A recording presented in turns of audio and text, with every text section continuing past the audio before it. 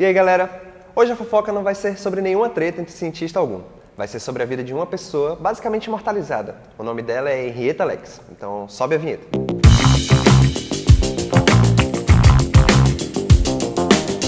Ela era descendente de uma família de escravos libertos que trabalhavam numa plantação de tabaco. Ela passou parte da sua infância e adolescência ajudando nas plantações de fumo, enquanto que ajudava também nas tarefas de casa. Quando ela tinha apenas 4 anos de idade, a sua mãe faleceu e o seu pai levou ela e o restante da família para a cidade de Clover, onde ela passou a dividir um quarto com o seu primo chamado David Lacks na casa de seu avô e seu tio-avô. Foi lá que ela cresceu e viveu boa parte de sua vida, até que no ano de 1935 ela deu à luz ao primeiro filho, chamado Lawrence Lacks, e em 1939, 4 anos depois, a sua filha, Elsie Lacks. Até que no dia 10 de abril de 1941, ela se casou e em seguida deu à luz a mais 3 filhos.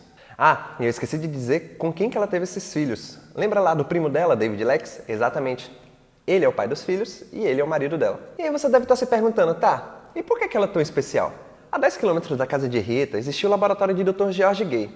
Ele tinha a grande missão de livrar o mundo do câncer, e para isso ele dedicou 30 anos de sua vida tentando cultivar células cancerígenas, mas ele nunca obteve sucesso até que surgiu a Henrietta Lacks. No dia 1º de fevereiro de 1951, depois de meses sentindo dores no abdômen e vendo uns sangramentos estranhos, Henrietta foi para o hospital Johns Hopkins e lá foi diagnosticada com câncer de colo do útero, muito agressivo inclusive.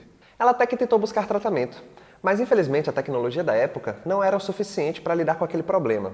E aí, ela veio a falecer em 1951, no dia 4 de outubro, apenas com 31 anos. Então, você ainda deve estar se perguntando, né, por que ela é tão importante? E é agora que a gente vai chegar nesse ponto.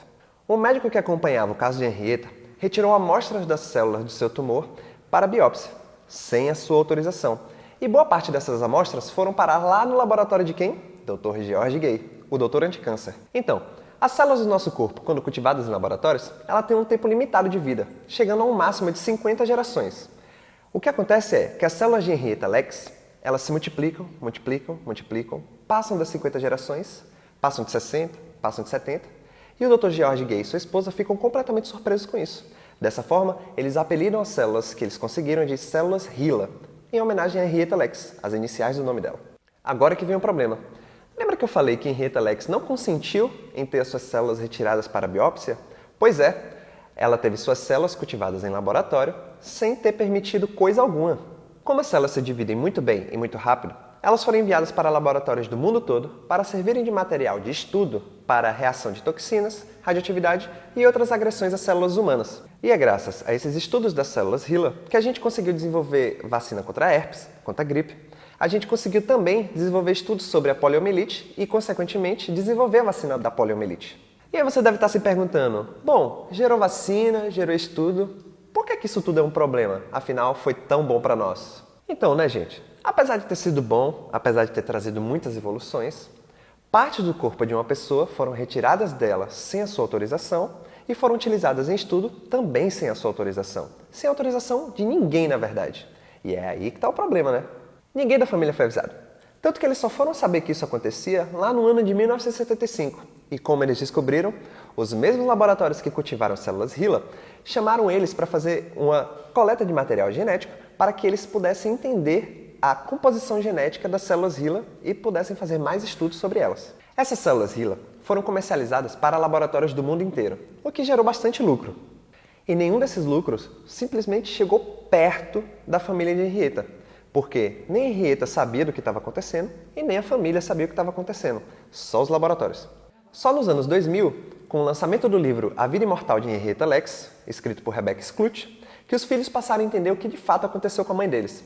Essa história também rendeu um filme em 2017 com o mesmo nome do livro. Pois é, Henrietta chegou no hospital com algumas dores no abdômen, descobriu um câncer, morreu e acabou se tornando uma das pessoas mais importantes da história da humanidade. Mas recebeu algum crédito por isso? Nada. E aí, pessoal, vocês gostaram dessa? Não teve uma treta, mas teve uma fofoquinha da braba, hein? Então, se você gostou, curte, comenta, compartilha e é nóis, até a próxima.